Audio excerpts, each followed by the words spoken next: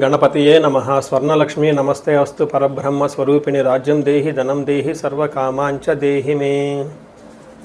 ప్రతి ఒక్కళ్ళకి స్వర్ణలక్ష్మి అమ్మవారు బ్రహ్మ జ్ఞానాన్ని ఇవ్వాలని, తద్వారా ప్రతి ఒక్కళ్ళు ప్రతి నిమిషము చక్కగా నవ్వుతూ హ్యాపీగా ఉత్సాహంగా ఉండాలని, అలానే కొన్ని సందర్భంలో మనకు నచ్చినవి వస్తాయి, కొన్నిసార్లు కొంచెం లేటుగా రావచ్చు. అలానే మనకు నచ్చిన వాళ్ళు కొన్నిసార్లు మన దగ్గర ఉండవచ్చు, కొన్నిసార్లు దూరంగా ఉండవచ్చు. ప్రతి సందర్భంలో కూడా ప్రతి ఒక్కళ్ళు చక్కగా నవ్వుతూ హ్యాపీగా ఉండాలని, ఉత్సాహంగా ఉండాలని, అలానే మనస్తత్వం మనకి అమ్మవారు ఇవ్వాలని చెప్పేసి మనం కోరుకుందాం.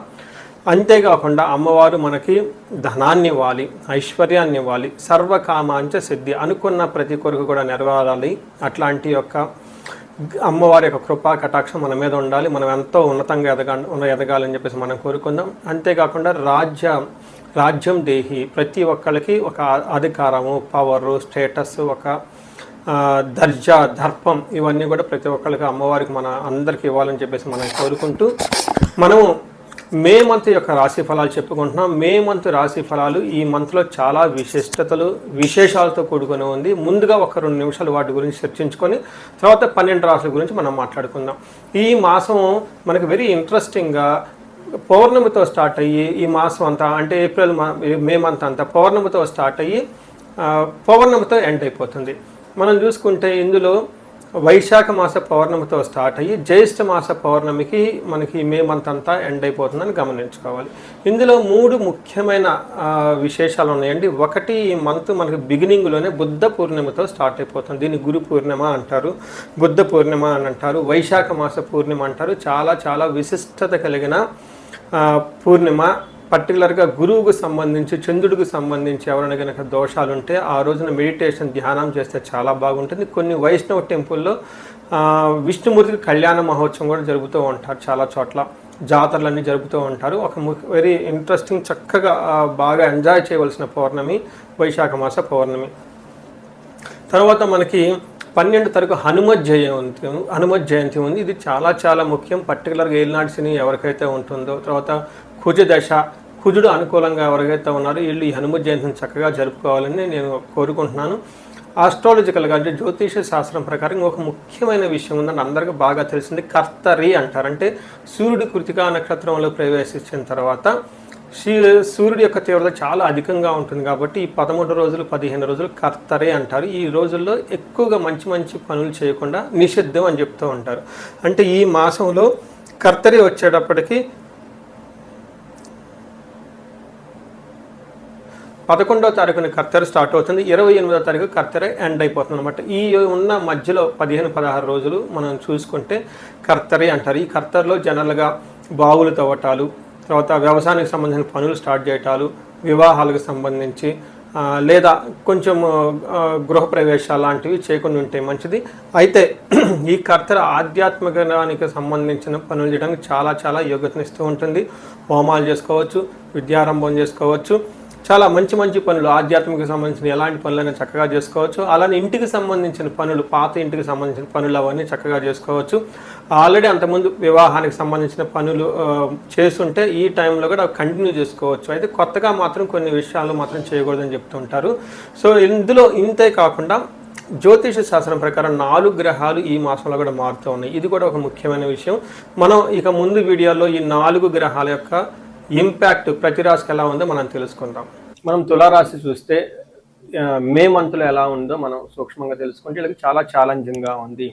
అంటే కొన్ని విషయాల్లో సపోర్టివ్గా ఉంది, కొన్ని విషయాల్లో కొంచెం ఇబ్బంది పెట్టే విధంగా ఉంది. ముఖ్యమైన గ్రహాలు గమనించుకుంటే సూర్యుడు, కుజుడు అనుకూలమైన పరిస్థితుల్లో కంటే కూడా ఇబ్బందులు పెట్టే విధంగా ఉన్నారని గమనించుకోవాలి. తద్వారా ఈ మంత్ అంతా చక్కగా మీరు ప్లాన్ చేసుకుంటే చాలా జాగ్రత్తగా ముందుకెళ్ళిపోవచ్చు. ముందు ఎలా ఉంది ఏందో తెలుసుకోబోయే ముందు చిత్తా 2, 3, 4 పాదాలు, హస్త 1, స్వాతి 1, 2, 3, 4 పాదాలు, విశాఖ 1, 2, 3 పాదాలంతా తులారాశిలో ఉంటారని గమనించాలి. మనం పేరు బలం ప్రకారం చూసుకుంటే వీళ్ళకి రారీరూరేరో తాతి తూటే అన్న అక్షరాలంతా కూడా మనకి తులారాశిలో ఉంటారు.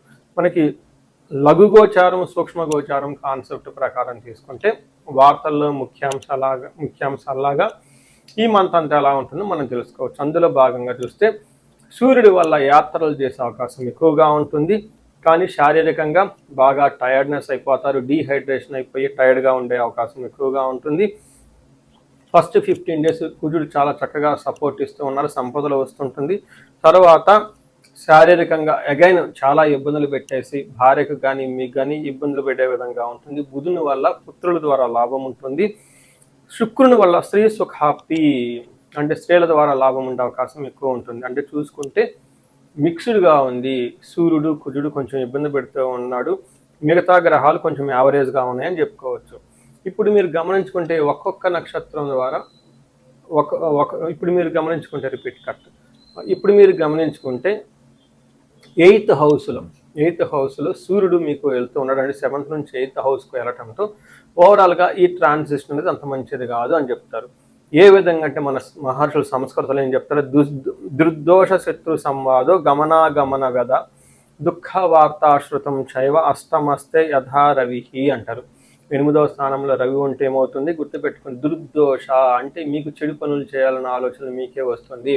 స్మార్ట్ వర్క్గా చేద్దాం, ఎవరు చూస్తున్నారులే కొంచెం ఎస్కేప్ వెళ్ళిపోదాము అని చెప్పే ఆలోచన ఉంటుంది. సంవాద శత్రు సంవాద మీరంతా మీరే పోయి మీ శత్రువులతో గొడవలు పెట్టుకునే అవకాశం ఉంటుంది. గమనాగమన వ్యధ అంటే వచ్చేటప్పుడు పోయేటప్పుడు ప్రయాణాలు చేస్తూ ఉంటే వాటిలో మీకు ఎలాంటి ఉపయోగం కలగదు. దుఃఖ వార్త శృతం చైవ ఒక బ్యాడ్ న్యూస్ ఇనే అవకాశం ఎక్కువ ఉంటుంది. కొంచెం జాగ్రత్తగా ఉండటం ఎంతైనా అవసరం. ఈ టైంలో ధనాన్ని కూడా కోల్పోయే అవకాశం ఉంటుంది.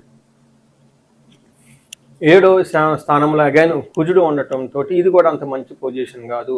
అంటే సూర్యుడు ఏదైతే పనులు చేస్తూ ఉన్నాడో ఈ యొక్క సూర్యుడికి సపోర్ట్గా కుజుడు కూడా చేయటంతో కొంచెం ఇబ్బందులు పడే పరిస్థితులు ఉంటుంది, జాగ్రత్తగా ఉండాలి. ముఖ్యంగా ఏం చెప్తూ ఉంటారు, అన్న వస్త్రాది రాహిత్యం సదా క్లేశ జీవనం స్వబంధుభి కువాత పుత్ర భాతృణం క్రోధ సప్తమస్తే భవేత్ కుజ అంటారు. అంటే 7వ ఇంట్లో కుజుడు ఉంటే ఏమవుతుంది, చాలా అటెన్షన్ పే చేయండి. అన్న వస్త్రాది రాహిత్యం టయానికి భోజనం చేయకుండా, ఓకే టయానికి మనం ఫ్రెష్గా నీట్గా ఉండకుండా అంతా ఫుల్గా బిజీగా ఉండే అవకాశం ఉంటుంది. తర్వాత భోజనం చేయడానికి కూడా టైం ఉండదు, అలా ఉంటుంది. అంతేకాకుండా సదా క్లేశం ఎప్పుడు ఏదో ఒక బాధ టెన్షన్తో ఉంటుంటారు. స్వబంధుభి మీకు కావాల్సిన బంధువులే వల్ల మీకు భయప్రదమైన అవకాశం ఉంటుంది. కువార్త ఇదేనండి కొంచెం అటెన్షన్గా. ఇది కువార్త అంటే చెడు వార్తలు వినే అవకాశం ఉంటుంది. ఇందాక కూడా మీరు రిపీట్ అయిందంటే సూర్యుడు కూడా చెడు వార్తల వల్ల వినే అవకాశం ఉంటుంది. కుజుడు వల్ల కూడాను మీకు చెడు వార్తలు వినే అవకాశం ఉంటుంది. భాతృణాం క్రోధ అంటే మీకు అన్నదమ్ములతోటి లేదంటే కొడుకులతోటి పిల్లలతోటి గొడవలు అయ్యే అవకాశం ఉంటుందని మనకి చెప్తూ ఉంటుంది. అయితే కుజుడు ఒక మంచి కూడా చేస్తాడంటే అదేంటంటే ప్రాఫిట్ బాగుంటుంది, ప్రోగ్రెసివ్గా ఉంటుందని గమనించాలి. అయితే ఇవన్నీ 2 గ్రహాలు ఇబ్బంది పెడుతున్నా మీకు చక్కగా సపోర్ట్ ఇచ్చే గ్రహం ఎవరంటే శుక్రుడు. ఈ శుక్రుడు యొక్క సపోర్ట్ రావడంతో చాలా విధాలుగా బాగుంటుందని గమనించవచ్చు. ఏ విధంగా అంటే వస్త్రలాభం, మహా ఆరోగ్యం, గురు భక్తి, స్వధర్మకృత్, చిత్తశుద్ధి అభీష్టార్థ, నవమస్తే భవేత్ భృగో అంటారు. అంటే 9వ స్థానంలో శుక్రుడు ఉండటంతో మీకు మహాభాగ్య యోగం వస్తుంది. అంటే ఇందాక చెప్పుకున్న విధంగా ఎన్నో ప్రాబ్లమ్స్ ఉన్నా కానీ ఏదో ఒక లక్ ద్వారా మేము అన్నీ చక్కగా దాటుకొని ముందుకు వెళ్ళిపోతారు. ఏ ప్రకారంగా వస్త్రలాభం ఉంటుంది, ఆరోగ్యం బాగుంటుంది, పెద్దవాళ్ళు చెప్పిన మాట వింటూ ఉంటారు, గురువుల యందు భక్తి ఉంటుంది, ధర్మబుద్ధిగా పనులు చేయాలనుకుంటూ ఉంటారు. అలానే చిత్తశుద్ధి, మైండ్ ఇంట్యూషన్ చాలా స్ట్రాంగ్గా చక్కగా ఉంటుందని చెప్పుకోవాలి. అయితే వీటితో పాటు లవ్ రొమాన్స్కి సంబంధించిన వ్యవహారాల్లో కూడాను కొంచెం మీకు అనుకూలంగా ఉండే అవకాశం ఉంటుంది.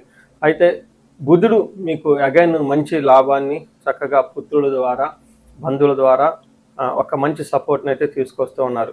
సో చూశారు కదండి, కొన్నిసార్లు బాగా సపోర్టివ్గా ఉంది, కొన్నిసార్లు కొంచెం అంత సపోర్టివ్గా కూడా లేదు. మీకు అని గమనించుకొని ఎక్కడెక్కడ బాగుందో దాని మీద కాన్సన్ట్రేషన్ చేస్తూ ఎక్కడెక్కడ ప్రతికూలంగా ఉందో ఆ టైంలో మీరు కొంచెం టైం తీసుకొని కొంచెం పోస్ట్పోన్ చేసుకోవటం, నిదానంగా ఆలోచించి డెసిషన్ తీసుకుంటే బాగుంటుందని తెలుసుకోవాలి. అయితే మనం నక్షత్రాలు వారీగా కూడా మనం ఎప్పుడు ప్రతి మాసం చెప్పుకుంటూ ఉంటాం. ఈ రాశిలో 3 నక్షత్రాలు ఉంటాయి. అవి చిత్తా, స్వాతి, విశాఖ 3 నక్షత్రాలు ఉంటాయి. ఈ నక్షత్రం బట్టి మనం చూసుకుంటే చిత్తా నక్షత్రం వాళ్ళకి పాజిటివ్గా రాజ్యలాభము, వస్త్రలాభము చూపిస్తుంది. అంటే మీకు ఖచ్చితంగా ప్రమోషన్ వచ్చే అవకాశం ఉంటుంది.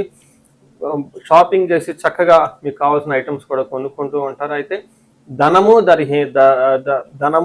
దరిద్రము 2 చూపిస్తుంటుంది. అంటే హెల్త్ ఫైనాన్షియల్గా ఇబ్బందులు పడుతూ ఉంటారు.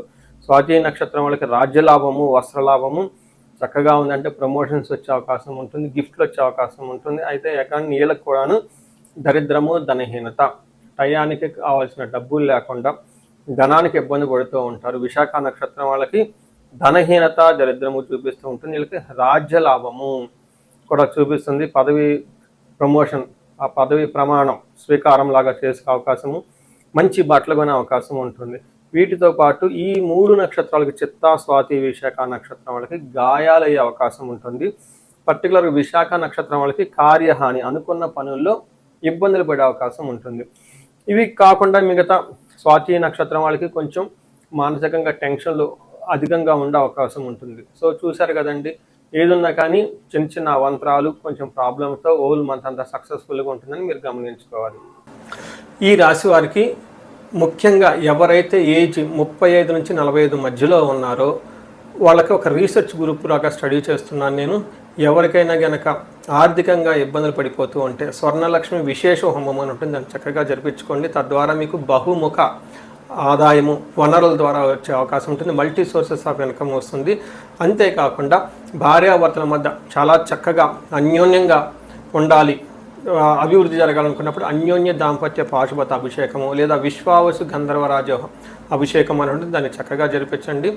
అంతేకాకుండా చాలాసార్లు మేము చండీ హోమాలు ఎక్కువ జరిపిస్తూ ఉన్నాము. లాస్ట్ మంత్ చూసుకుంటే చాలా చండీ హోమాలు చేసాము. ప్రతి ఒక్కళ్ళకు కూడా శత్రు బాధలు ఉన్నా, లేదంటే కోర్టు వ్యవహారాలు సరైన అట్టిడి కాకుండా మధ్యలో ఆగిపోతున్న, మీరు ఆఫీసుల్లో ఒక మంచి మేనేజర్ లెవెల్ పొజిషన్లో ఉండి సీనియర్ పొజిషన్లో ఉన్న, మీ మీద ప్రమోషన్ రాకుండా అడ్డుపడుతున్న వేరే వాళ్ళు మీకు కావాలని ఇబ్బంది పెడుతున్నా కానీ ఇలాంటి వాళ్ళు చండీ హోమం చేయించుకున్న, అలానే రాహు దశ ఎవరికైతే నడుస్తుందో వాళ్ళంతా రాహు అంతర్దశలో వాళ్ళు ఉన్నారో చండీ హోమం చేయించుకుంటే చాలా బాగుంటుంది. అంతేకాకుండా ఇది పిల్లలకి అకాడమిక్ టైం కాబట్టి మనకి విద్య బాగా రావటానికి మనకి 3 రకాల దేవతలను ఉపాసన చేస్తూ ఉంటారు జనరల్గా. హయగ్రీవ స్వామి, మేధా దక్షిణామూర్తి, నీలా సరస్వతి. మీ యొక్క ఇండివిజువల్ యొక్క జాతకం చూపించుకొని ఒక్కసారి ఆ యొక్క మీ యొక్క జాతకానికి అనుగుణంగా ఏ దేవతలకు సంబంధించిన ఉపాసన చేస్తే బాగుంటుంది, ఆరాధిస్తే బాగుంటుందో తెలుసుకొని తద్వారా ఆ యొక్క దేవతలకు పర్టికులర్ మేధా దక్షిణామూర్తికి మూలమంత్ర జపము, హోమము, దానాలు ఇవన్నీ చేసుకుంటూ ఉంటే అకాడమిక్స్లో పెర్ఫార్మెన్స్ వచ్చే అవకాశం ఎక్కువ ఉంటుంది.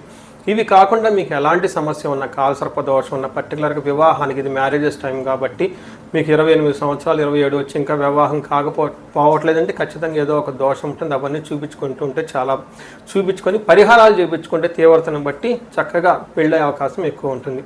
ఇవి కాకుండా మీ లైఫ్ అప్పటిదాకా 35 ఇయర్స్ వరకు చాలా బాగుంది, మాకు 35-45 మధ్యలో ఉండి అనుకోని విధంగా మేము మధ్యలో కెరీర్లో ఆగిపోయాము, స్టాగ్నేషన్ పీరియడ్ వచ్చింది, కన్ఫ్యూజన్ వచ్చింది, ఎటెల్లలో అర్థం కావట్లేదు అనుకున్న వాళ్ళు ఒక్కసారి జాతక చక్రం చూపించుకొని ఎందుకు ఇది వచ్చింది, దానికి ఏమన్నా శాపాలు ఉన్నాయా, లేదంటే ఏమన్నా గ్రహ దోషాలు ఉన్నాయో తెలుసుకొని ఆ శాపాలు, ఆ గ్రహ దోషాలు తీసేసుకుంటే లైఫ్ 10 ఇంట్లో ఖచ్చితంగా ముందుకెళ్తూ ఉంది. ఇంకా ఒకటి, ఎవరికైతే ఏలినాడు శని, అర్ధాశ్రమ శని, తర్వాత అష్టమ శని నడుస్తూ ఉందో వాళ్ళందరూ కూడాను చక్కగా సంపూర్ణ శాంతి పూజలు చేయించుకోవాలని చెప్పేసి, మీకు ఎలాంటి సమస్య ఉన్నా కానీ దానికి చక్కటి పరిష్కారం ఉంది. ఎలాంటి కన్ఫ్యూజన్ ఉన్నా దానికి పరిష్కారం మీ జాతకంలోనే ఉంది. చక్కగా పరిష్కారాలు చేసుకొని మీరు జీవితంలో 10 ఇంతలు ముందుకు ఎలా ఎదగాలని, మీకు అష్టైశ్వర్యాలు కలగాలి, భోగభాగ్యం కలగాలి, చక్కగా సమాజంలో ఉన్నతంగా ఉండాలని చెప్పేసి నేను కోరుకుంటున్నాను. నమస్తే.